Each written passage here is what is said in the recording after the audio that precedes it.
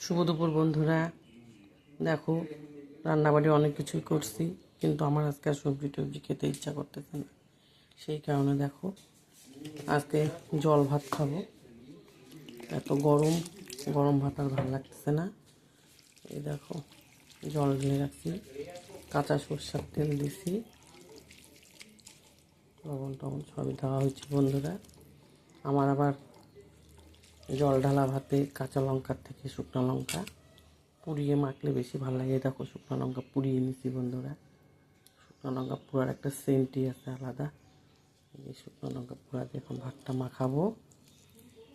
এই দেখো, খুব ভালো লাগে শুকনো লঙ্কা পুড়ি জল ঢালা ভাত মাখলে। আমার একটা সেন্ট আছে না, দারুণ লাগে খেতে। এই দেখো, সঙ্গে আর অনেক কিছু রান্না করছি, ওগুলো আর তোমাদের আজকে দেখাইলাম না। আমি পাঁপড় ভাজা আর ডিম আমলেট করে নিছি। ডিম আমলেট আর পাঁপড় ভাজা দিয়ে পেঁয়াজ কেটে নিছি সঙ্গে বন্ধুরা। আজকে এইতেই খাওয়া দাওয়া সারবো। তোমরাও সবাই খাওয়া দাওয়া খাও।